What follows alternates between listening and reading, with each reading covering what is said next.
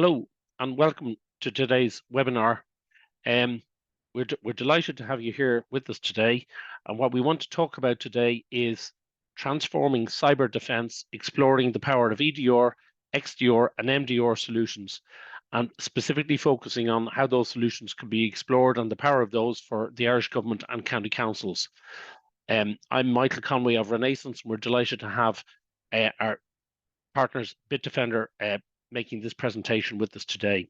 So just a couple of housekeeping slides that I'd like to go through today, just so that everybody understands the way the webinar will be run. All attendees will be muted for the session. We would be delighted to have questions asked during the session or at the end of the session, and please raise them through the chat or send them directly to myself, to Michael. The session is being recorded. Unfortunately, there are a couple of people who are unable to attend who would like to have been able to attend the session. So we're going to record this session and it'll be made available later. So if you wish to share to your colleagues or whatever. So, but the most important thing is to try to make this as interactive as possible so that you get the best benefit out of it and that you get what you're looking for out of it. So please raise questions, please ask questions, please put them, as I say, into chat or just send them directly to myself. And without further ado, I'd like to pass you on to Ollie. Ollie is a senior sales engineer with Bitdefender, and Ollie will take us through the agenda for the day and how the agenda will run and what we'd like to do. And we're very important from our side. We want to get you out of here within time and give you the value that you're looking for. Thank you. Thank you, Michael. And yeah, so I'll just start off with the agenda for today. We're going to begin with a view of the current threat landscape. So that's going to be a discussion about what kind of trends that we're seeing, the way in which a threat actor, which is a term that I'm going to use throughout the webinar to essentially describe either an individual, an organization, or a piece of malware which is attempting to penetrate your defenses, steal your intellectual property, or steal your services, or deny those services.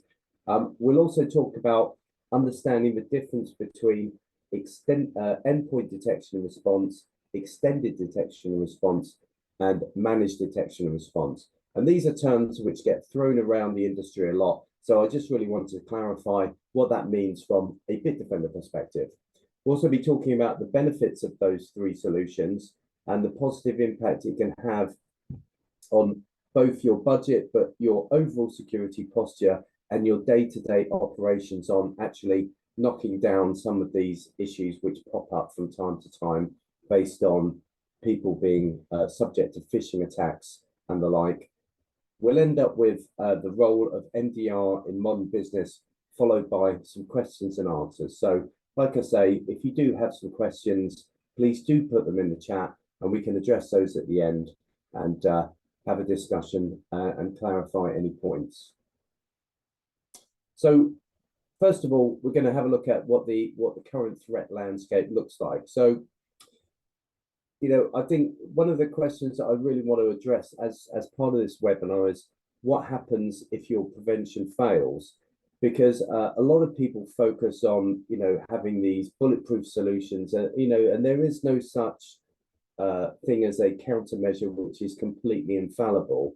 And that human interaction between what's actually going on inside of your environment versus, you know, what's actually being reported to you, it is a very important thing to understand. Cyber criminals are becoming increasingly difficult to detect. So in that instance, they're using a number of means to penetrate your organization. And what we're seeing is kind of a flip from, if you looked at the industry about 10 years, maybe 15 years ago, everyone was attacking a web server. And then that's kind of morphed into, you know, things like viruses and worms, which has then morphed into phishing attacks, which is then launched into very targeted phishing attacks. So where people are actually, and a threat actor will actively investigate an individual, look at the things that they like, look at things that might appeal to them, look at their job role, and actually specifically target that individual with a specific crafted piece of malware in order to attack the network. And those techniques individually look like that routine behavior. So if you look at a lot of these phishing emails that you get now, they look very, very convincing. And, you know, that's why it's called a con trick, because it's all about getting your confidence and giving you the confidence to think, yes, this is a legitimate email, and clicking on that link and then potentially infecting your machine.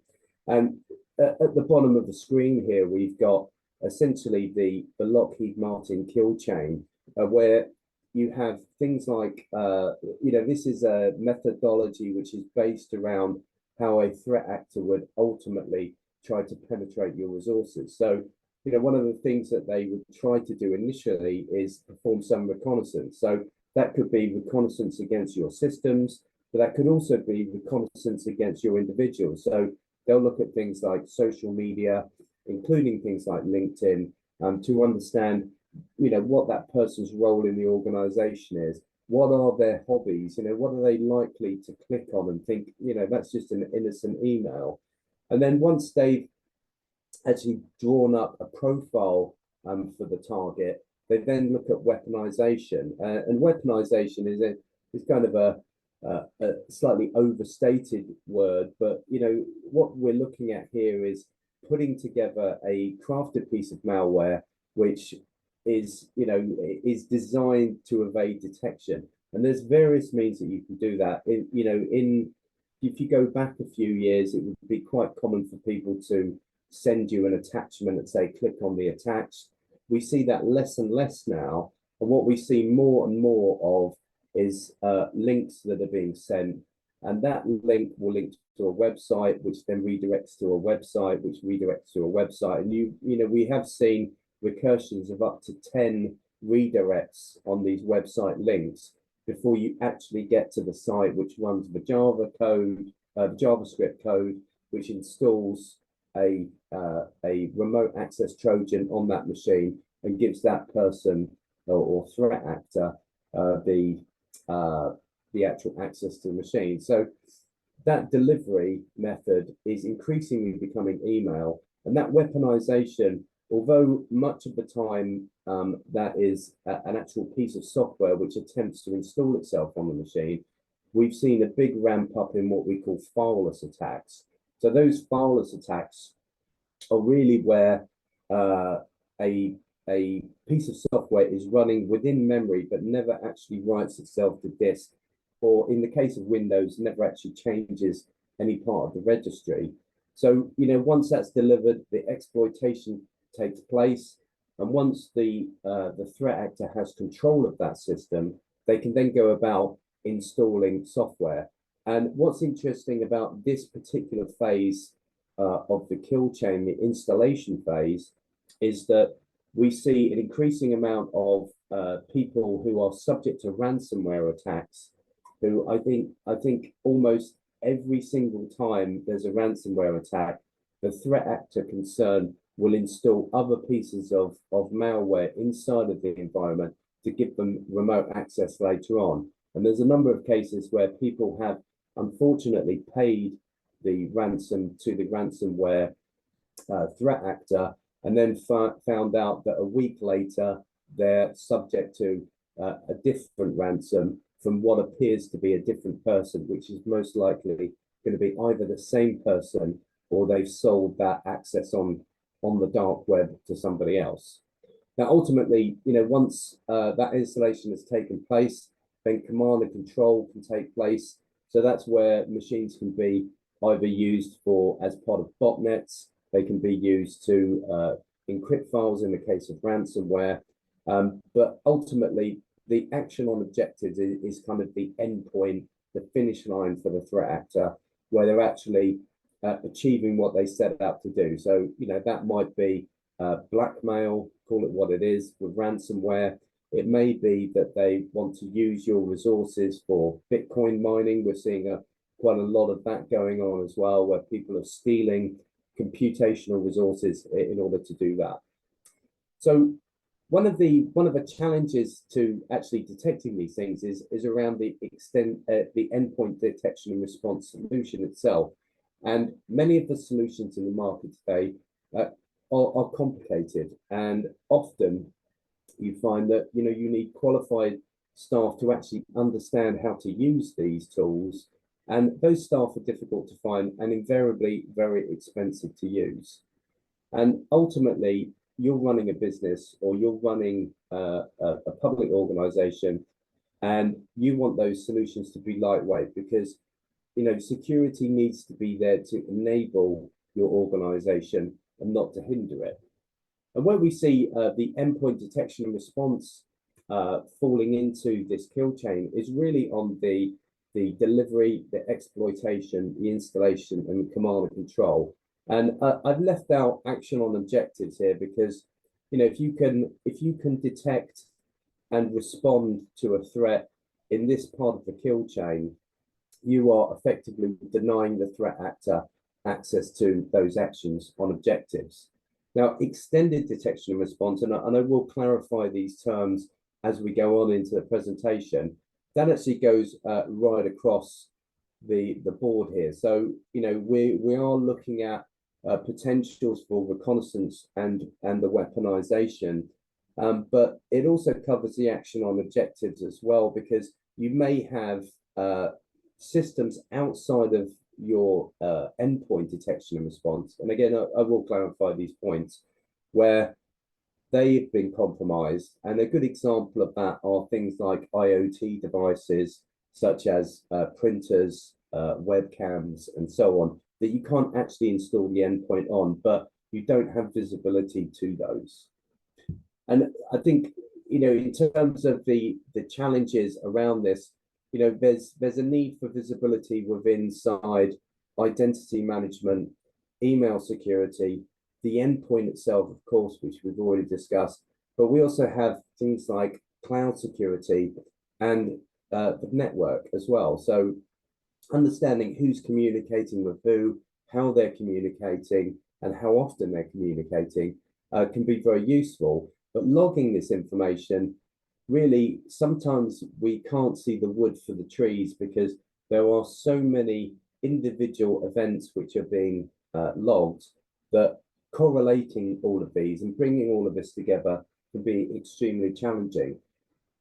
So when you talk about things like the risk and someone actually compromising your system, essentially the longer that they're in, the higher the risk. And as I discussed earlier, as part of that installation phase of the kill chain, what we have is a threat actor who gains control of the system will invariably put in a lot of other malware and a lot of other command and control software scattered around the environment in order to really increase their footprint within inside of your organization. So it stands to reason that the longer that they're in, the higher the risk. And if you can detect those incidents as early on in the kill chain as possible, you're obviously at a much better position to defend your organization, and ultimately you will be lowering the risk to your organization of a potential breach. So that kind of sets the scene. In terms of the understanding the difference between endpoint detection and response, extended detection and response, and managed detection and response, I really wanted to start off with defining what EDR actually is. So EDR is really a blend of different protections for the endpoint, which gives you things like our advanced attack detection and response, which is really based around a lot of machine learning and arguably AI that we use within our technology. And what that does is that looks at the behavior of processes. So getting down into the weeds a little bit here, we're talking about how a process might access libraries on a machine, how it might access particular files within the file system or particular registry entries within the registry. And if it does something unusual and it's a process which is unknown to us, i.e. a piece of software which is not well known, it's not Microsoft Word or it's not part of the Microsoft operating system, or a large vendor like Adobe, which is very well known, then if that particular process is working in a unusual fashion, we can actually bring that to your attention.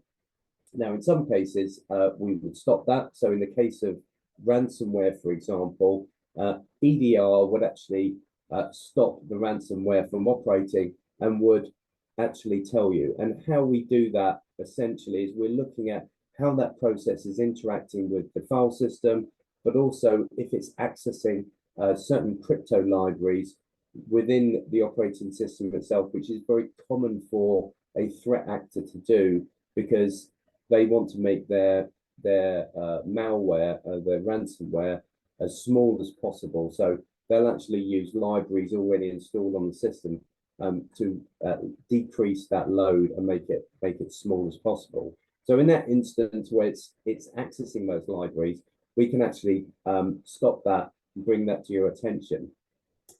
We're also bridging that cybersecurity skills gap, because rather than saying, this is threat XYZ, which has occurred on this system, we're actually giving you a full breakdown of what that is. So you don't have to go off and Google what that particular obscure threat name is.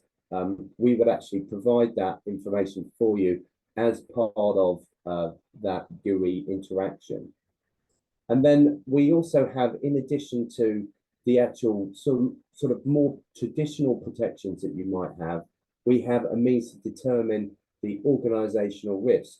So we would look at things like services which are configured in an insecure fashion, the settings which are applied to particular users, or the software which is installed, which may or may not be out of date. And ultimately, this brings you towards reducing that operational burden, because a lot of this information is done for you with recommendations, which kind of fits into the bridging the cybersecurity skills gap, because we provide you with information on how to fix these problems and actually how to move forward and make your environment more secure. So EDR ultimately enables the administrator to detect those malicious and suspicious behaviors and actually investigate them on those endpoints to better understand them. And there's a great deal of threat hunting capabilities that you can do as an individual user of this system in order to go out and,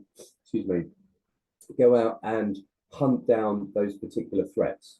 So an example of which might be someone has executed something which is a 0-day threat, is acting in a strange way. You've investigated and you've said that's bad, and I want to block that. And you can block that right across your entire estate very quickly and easily within seconds. Now, you may also want to say, well, I want to clean this up. So I don't want to get a load of reports on people trying to execute this, because, I want it out of my environment completely. So you can actually go off and do some threat hunting. And, that's obviously something which is more easy to show you within a demo. So I'm sure that our friends at Renaissance can help you with arranging a demo if you'd be interested in seeing that. But going out and clearing up that threat is very useful. And this also, as I say, as part of that risk management, we're looking at any of those configuration issues and fixing those. So when you think about that real EDR experience, we're really looking at things where things are being accessed, memory is being used, or processes being executed. And we're looking at on all of the endpoints inside of your environment, and then being able to correlate those individual events together using our machine learning and rules in order to do that. And we group that together into what we call an incident. So an incident may include, sometimes hundreds of individual events, but where we were talking about that flood of data being a little bit overwhelming and not being able to really see the wood for the trees, all of these incidents, you don't want to know about each punch in the fight. You want to know about the fight itself, and that's where the incident groups all of this information together. That then puts you in an informed position where you can actually provide an endpoint response to that, where you can isolate that machine while you fix the problem, you can potentially sandbox any of those pieces of malware which are found, and sandboxing is effectively a controlled execution of that malware, so you can understand how it communicates, what files and what behavior it exhibits if it was to actually run, but done in a safe environment, and potentially kill processes that you see fit as part of that response. So a lot of people talk about EDR, endpoint detection and response, and they talk about the detection part, but the response is also very, it's kind of critical really, because it actually allows you a level of protection which affords you protection against zero-day attacks. So that really contains two major components in terms of the endpoint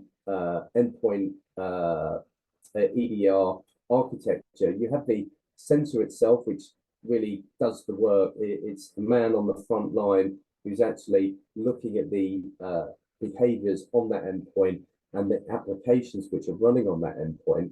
And then within the cloud, we have our security analytics, which is used to interpret that metadata collected by the EDR sensor. And that's what really brings all of these endpoint detection or individual events and makes sense of them and presents them to you, the user, with a means to react to that and ultimately respond to that particular incident.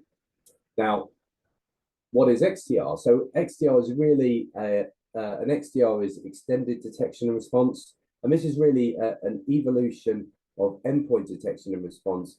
So rather than looking at an incident on the endpoint, you're looking at, an incident which is occurring right across your environment and is including telemetry from other devices. So that may be things like the productivity applications that you have running in the cloud, the software as a service. It could be cloud instances of virtual machines that you have running. It can also be identity. So things like information held within Azure Active Directory, as an example, but also within network traffic. And the network traffic sensor that we have will actually look at network communications and can actually catch threats which are occurring on compromised devices which you don't have your EDR agent installed upon. So examples that I mentioned earlier, things like printers and IoT, but this can also include legacy systems. So you may have, something like, I don't know, a IBM AS400 running in the corner somewhere that's been there for years and years. It's a critical application, but you can't install that EDR agent on it. With XDR, looking at that network traffic and fully understanding how an attack against one device relates to attacks on the other device. And it really gives you the broader picture on an incident occurring from an infrastructure perspective, rather than focusing on the endpoint. So, in these days, everything's connected all the time. Things are 24/7. We all know these things, but that resilience and bringing XDR, to span that link across your on-premise environment to your remote workers, to your cloud environment, is really critical in bringing you a means to actually address these particular incidents. So what does XDR look like in terms of comparison to the EDR? The extended detection and response really allows you to take in this telemetry from all of these different sensors. We've just picked a couple here. The endpoint, of course, does play a part in this, but also things like, connections into Office 365 and Azure and the network detection also play a part. But bringing these together, what we do is we're taking the correlation using, the same technologies that we use for the endpoint for machine learning and rules, grouping those into an incident. But with the extended detection and response, we really build a complete picture of what that incident is and all of those different events from those different devices. And this is really the power of the cloud solution, which gives you things like impact analysis and root cause, so you can better understand, why this happened and the reasons for this potentially compromising a system, and it gives you an opportunity to potentially harden your systems against that in the future, but also means that you can be a lot more targeted about how you respond to a threat. So rather than saying, we need to patch everything, we can say, well, actually, it's only affected these systems over here. These are the only ones that are responsible. We can just concentrate our efforts on fixing that problem before looking at the wider picture. And from an analyst point of view, bringing all of these separate incidences which occurred across, in this example, these 3 different platforms, we can give a very much a human readable and graph view. So we can show this diagrammatically, which means that you're much more effective at responding to those. So in terms of response, we did discuss things like the endpoint detection and response earlier with the isolation, sandboxing, and killing of processes. But things like with the network monitoring, you could potentially isolate and disconnect devices. And with things like Office 365, you could go and you could delete emails or block users and so forth using the API calls made between our cloud solution and Office 365. So what are the benefits? Well, Gravity Zone XDR really gives you the ability to, as I say, consolidate that monitoring across various platforms within inside of your environment. It also gives you out of the box detection. So this is protecting you from day one. So EDR will really look at the other technologies that we have. We have several what we like to call layers of protection, where we have things like network intrusion detection, device control, web control, anti-malware is of course still in there, but we also have our machine learning technology. And putting this in out of the box will actually highlight to you potential issues inside of your organization, which you can then finesse over time. This also reduces your investigation and response time, because you can better understand what's going on from a system-wide perspective. And there are many of responses which are either automated or give you response recommendations. So, things like you may want to restart a service, you may want to delete a file, you may want to firewall a particular IP address. All of these, some of these are automated, some of them where EDR and XDR is really looking at things which fall into a gray area of suspicious behavior, which could be a precursor to attack, or a 0-day, which is doing something unusual, which is most commonly is actually going to be stopped. But in some cases, it may be unusual behavior, which is worthy of investigation, so you can understand what that problem is. And again, there's no need for any fancy custom integrations. The default detections are very good out of the box, but each environment is different. So often these need a little finessing from your part, just to bring them in line with your organization's requirements.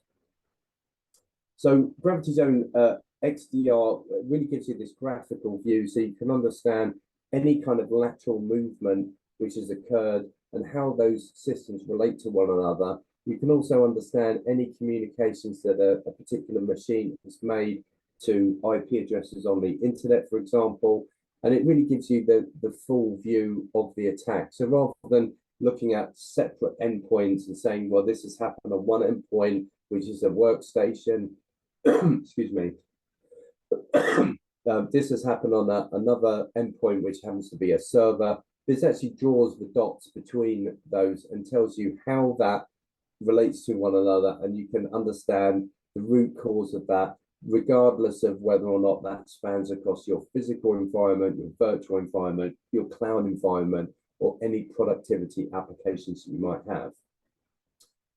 So for many people, that sounds like quite a big mountain to climb, and the GUI that we use is very easy to use, but some of the challenges that we have and where the managed detection and response, or MDR, fits in is where things really fall into 2 areas. So we have a human resource challenge, where perhaps you have either limited in-house abilities or perhaps you just don't have the budget or the manpower to provide a 24/7 monitoring of your environment.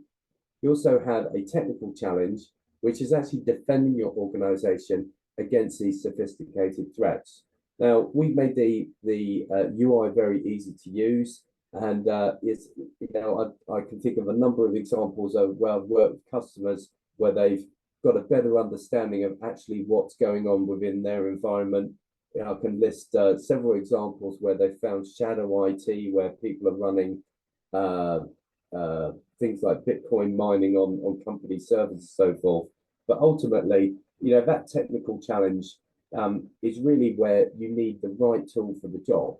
So how that fits in around the Bitdefender's proposition is the extended detection and response provides the means to provide that technical solution for you. And the XDR, or managed detection and response, really provides essentially an outsourcing. So MDR, don't think of it as replacing your employees, but really augmenting your existing team. So this gives you the ability to provide 24/7 cover to cover any events or incidents which happen inside of your environment, which means no more weekend overtime. And we actually have a customer over here in the UK who is the administrator for a large university. And I love this quote because he said, "I get my Friday night back," because he doesn't have to set up trying to battle students who are trying to do questionable things on the university's network. But it also extends the experience and skills of your team. So, the people who man our SOC this is their full-time job. This is all they do. So they're going to obviously have a lot of experience that we're constantly reskilling our team to keep them abreast of the latest attacks and how to defend against those. And ultimately, you'd like to know what's going on. So providing reports and event analysis on, what have you defended me against? And we did have a particular event which you nipped in the bud. What was the extent of that attack? Give me the detail. And the reports that we actually provide an atomic level of detail down to individual registry keys which may have been accessed or changed, as well as files, IP addresses. There's a lot of information in there. And we actually have this available for all tiers. So obviously with the endpoint detection response, that provides endpoint telemetry detections, the ability to isolate hosts and block IP addresses and so forth, to the Bitdefender MDR team. And I will expand on a few of these points a little bit later, but that can be augmented by the use of the extended detection response, which is really Gravity Zone XDR isn't necessarily a product, but it's a selection of ways in which to extend the visibility of your solution, so that you can bring in telemetry from other devices or services such as identity and Office 365 and network and cloud, and bring those in and provide additional protection against that. So we've actually recently acquired a company called Harangi, so we're expecting to massively increase our coverage within cloud to provide things like cloud posture management and so forth. But all of these things allow us to potentially make changes and react to a particular attack. So that 24/7 monitoring response really allows us to provide, as part of that onboarding process, if you were to move forward with this, you would have an interaction with a technical account manager who would talk to you about the extent in which the MDR team can go. So as an example, you may not necessarily want our MDR team to start restarting services on a particular server or particular service that you're running without talking to you first. Other services might be okay. So we actually talk about you and talk to you about understanding your environment so that we can better react to any of those potential attacks. We also can provide expert recommendations. So after doing that onboarding process as an ongoing service, we would actually provide recommendations on ways in which you can increase your security posture and better secure your environment. But we also have, as I mentioned earlier, as part of that reporting, the root cause and impact analysis. So, if an incident does take place, you understand the full ramifications of that incident and better understand, what's actually occurred. So it gives you confidence that, it has been dealt with and that the extent of, any potential damage which has been made. But there's also the ability to have priority target monitoring. So some organizations will have perhaps a database server which contains very sensitive customer information, which they want to prioritize their monitoring on. And we can provide that as part of the service as well. And in terms of the threat intelligence, well, Bitdefender has an extremely strong footprint with millions of sensors across the internet, and we actually take a lot of the telemetry that we get, things which are submitted to the sandbox. We would look at the behavior of anything executed in the sandbox and potentially write signatures for it. We would also take that intel analysis based on a situation which happened at a one managed MDR customer, and we would apply that right across the board. So, we're continuously looking at threats from the worldwide perspective and bringing those benefits to all of our customers.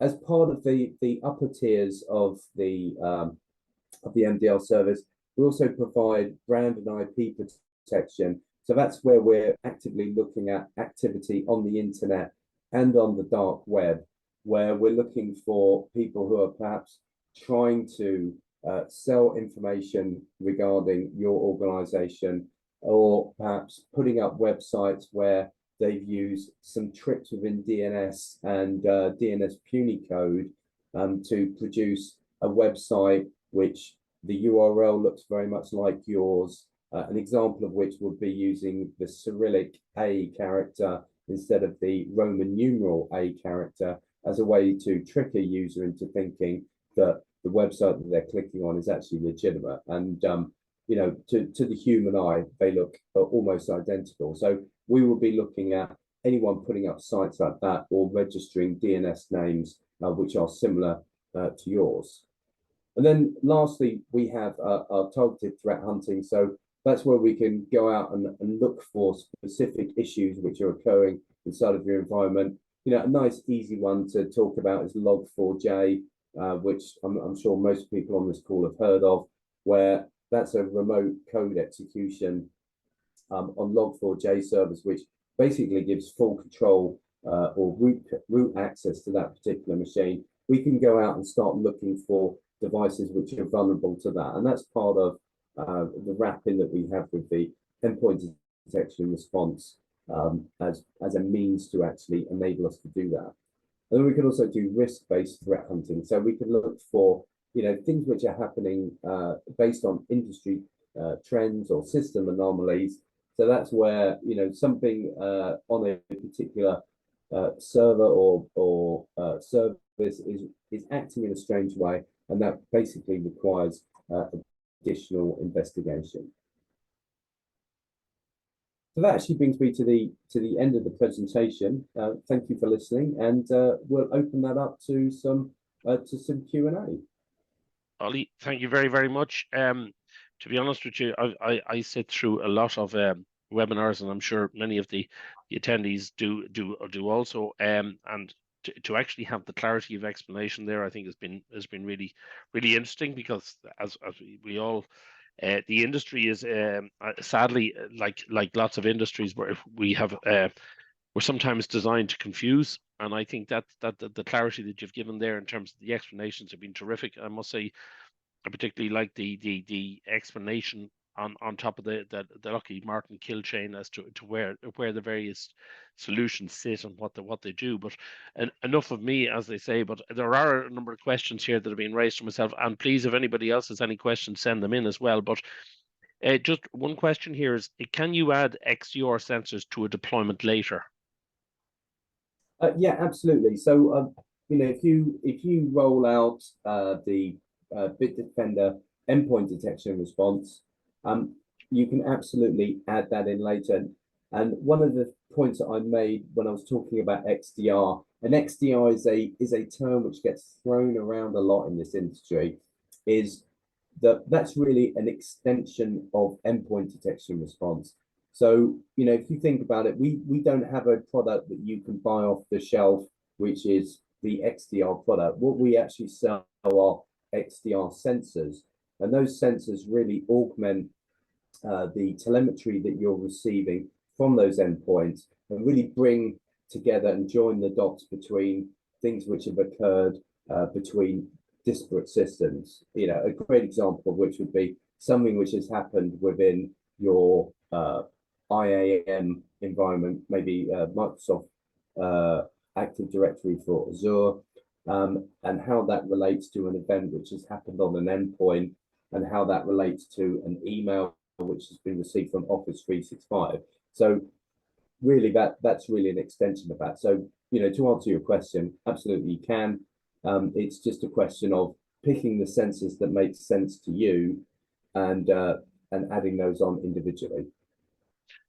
Okay, there's a question there, and it's how is Bitdefender, and I think that there's maybe a typo in there, but how is Bitdefender different from Microsoft Defender?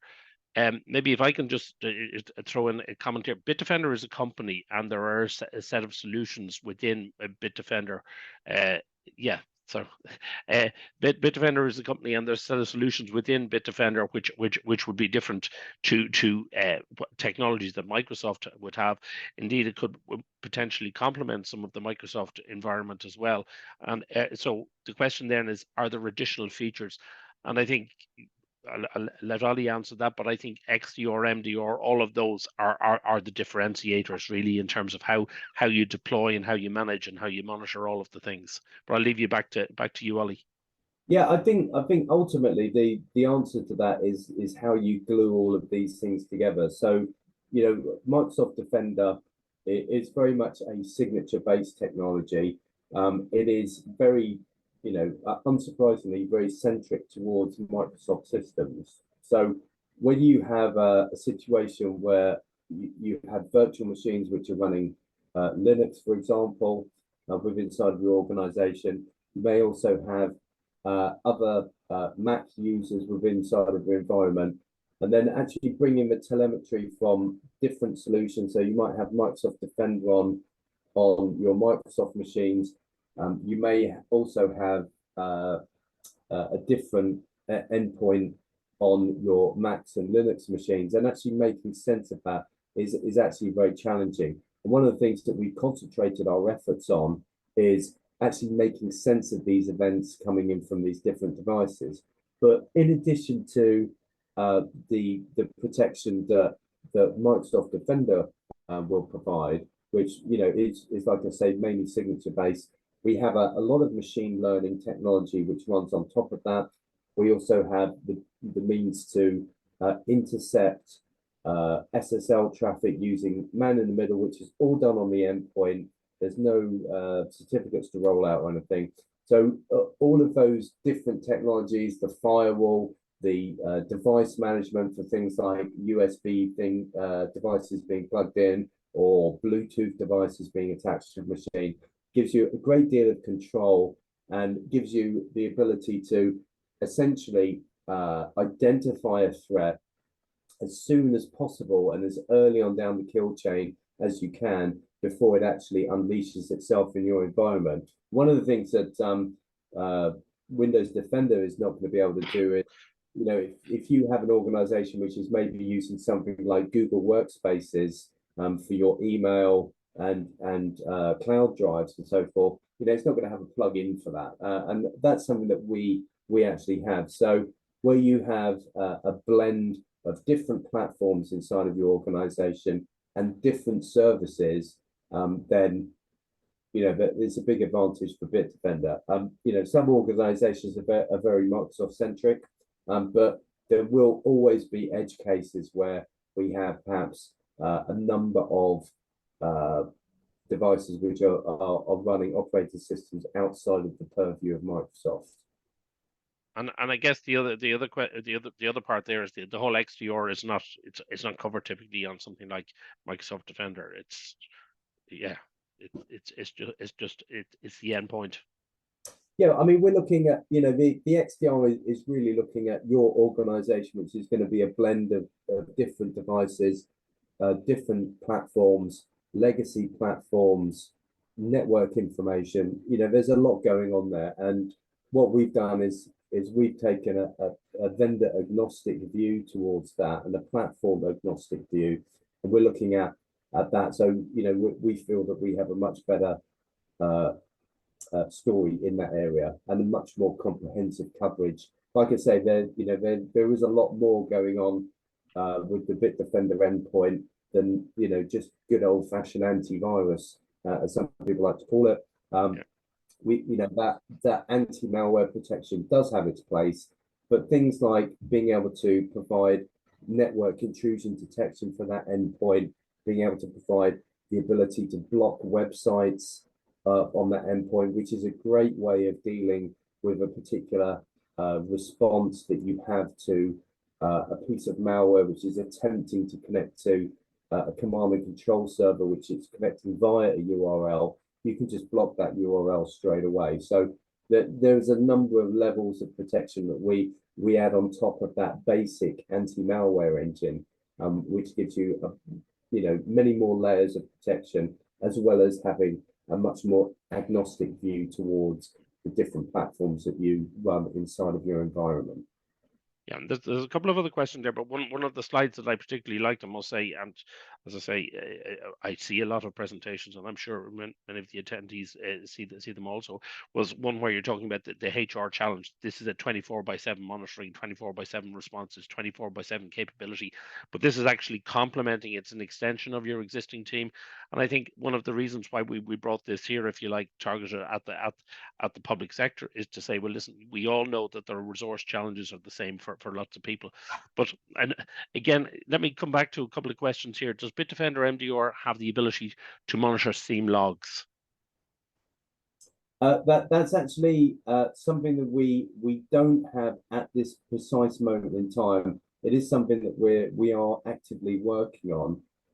In terms of SIEM integration, we do have a means to, by way of a virtual machine, allow you to bring telemetry from the what we broadly call gravity zone, which is really essentially our GUI front end, and what a SOC analyst or an administrator might use to manage the environment. We can have that connected in, so you can actually bring that telemetry into your SIEM. There's various ways to do that. One of the ways is to do an API call, which obviously doesn't involve anything. We do have an agent which allows you to create a secure socket between that virtual machine and the Bitdefender Gravity Zone cloud, and actually pull down events and then push those locally inside your secured environment via syslog to a SIEM tool. So we do have some integrations there, but pulling that in is something which is currently being discussed internally here at Bitdefender. Okay, excellent. And I think one comment there is, I think these solutions continue to evolve as the requirements evolve. But I mean, I'm conscious that there's a couple of more questions there. So is this very much like a semantic SEP with EDR enabled, but there is a 24/7 team somewhere monitoring the dashboard with the ability, stroke permission to react it for on a Saturday morning? Well, I wouldn't really want to compare us to semantic To something else, yeah. protection. But just the 24/7 team there is a 24/7 team available to monitor and act. As part of that MDR, so I mean, the MDR service is 24/7. We don't do a 9 to 5 managed detection and response. We do actually have 3 different tiers: foundations, premium, and enterprise, which do have various different levels of involvement. But we introduced the foundations as a means to essentially make it more affordable for small businesses and small organizations, and for larger organizations, for things like the dark web monitoring and the priority target priority threat hunting. Those kind of features are within the enterprise, but essentially what we've done is we really looked at the kind of ways in which you can secure an endpoint. And I think very much an overlooked feature of the endpoint is things like the device control, where people are accessing connecting things like their phone. I mean, you can use a phone as effectively as a USB drive in many instances, where you can copy data off. You may not want people doing that. You may not want people just plugging any old USB device into a system, which is kind of makes a mockery of all of these very nice countermeasures you have in place, like your firewall, your IPS. If someone can just walk in and plug a USB device in, that's going to be a problem. So, things like that, being able to do the SSL decryption, the network intrusion detection. We have a number of protections against phishing attacks. We also have a very excellent story based around ransomware, which I could probably talk for another hour about. So we're pushed on time, but if you'd like to learn more about that, I'm sure people would love you to talk for another hour, but not just now. I suggest my suggestion is, but can I come back to just basically in terms of that question? There is a 24/7 team, and I think this is the point that this is supplementing it's an extension of your existing team. It's not a replacement. And I think one of the things that one of your slides there was you talked about the tailored response playbook. So in terms of putting together a service like this, it is by sitting down with the customer and talking as to how the customer wants to wants to handle this, etc., etc. But there's a last question there, which and I am conscious of everybody's time. We want to give you maybe a couple of minutes back in terms of grabbing a cup of tea or coffee before you the next session or whatever it may be. But excuse me, the question is it possible to go through a demo? Absolutely, and I think my suggestion here is that I think a demo is very important. You get an awful lot more value from that when it's a personalized demo. So it's a demo for yourselves. It relates to the questions and issues that you have and the pain points that you see. So we can absolutely set that up, and we will come back to you in relation to setting that up. And that's available for anybody. If anybody would like to see this, there's no obligation. You don't have to buy anything. You just have to look at something, and it gives you a lot of good thoughts and flavors. I guess, Ollie, one last question maybe. Are there any what's the typical journey? What people do in terms of when they're looking at this? Because obviously it's a perfect end game for them, but what are the stages that people go through to get to that point? Well, I guess many people will often try the EDR and arguably the XDR on their own and see how they go with it. And a lot of the time, I would say a lot of our customers are very satisfied with that. Where we generally see the MDR coming in is where if people are struggling to keep on top of a large number of outbreaks, particularly we did have one customer recently who was very intensely attacked by a APT, and in that particular instance, they actually signed up to the MDR and said, look, you deal with it, because we just don't have the time and the expertise to defend ourselves against this particular attack. But I would say that the 24/7 coverage is a particularly good part of the MDR service, because I'm human. I like to have a weekend and I like to have my nights off, and I do like to see my wife from time to time. And in those instances, having another team that I can rely on, the people who really know what they're doing and who have got an understanding of both my environment, but they also understand what I'm happy with them doing and what I'm happy with them not doing, and when they should phone me and when they shouldn't phone me, is a really big advantage, I think. And you know, a lot of customers will start off with the EDR and they'll bring on the MDR. You know, it's kind of different each time, if I'm honest. There's no sort of, you know, set Yeah. set method that people do, but yeah, I mean, it really is just you know, depends on you. One of the things I would say about the MDR, and you know, I did talk about, you know, things like the tailored response playbooks and the threat modeling and things like that.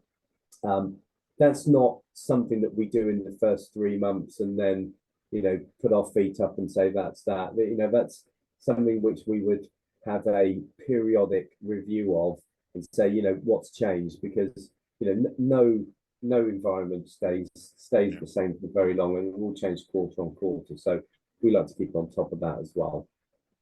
Yeah. Okay. So look, I'm particularly conscious. I see there's a question there in terms of how is it costed per user, per mailbox, per endpoint.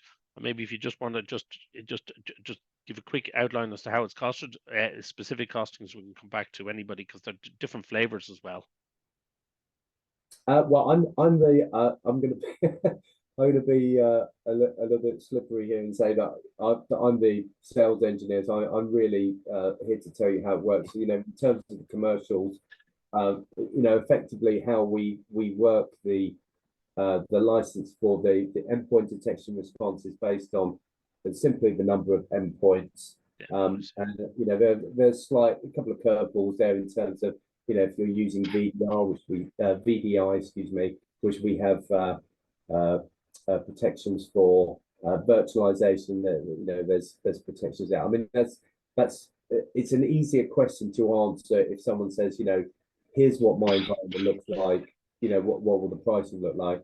We do have a means of pricing where we make a differentiation between a workstation and a server, or a laptop and a server. But that differentiation is generally based around the number of endpoints and the percentage of servers as part of the whole. You know, we have means to get around that, but well, conscious you know, of the time, it's what I will say is it's very well priced and very competitive. But that was I'm conscious of the fact that we've had the Rugby World Cup, so that was a spin pass worthy of that. But no, I really like to thank Ollie, and I think that was a really clear explanation of EDR, XDR, MDR, and all of the other TLAs that the industry can develop. And many thanks to all of our attendees. We'll certainly get back to yourselves, or please reach out to any of the Renaissance and Bitdefender team at any point in time. And this session will be made available as an on-demand session. So if any of your colleagues would like to see this, or if you'd like to go through some of this again, please do so. But many thanks to everybody, and really appreciate it. Thank you very much.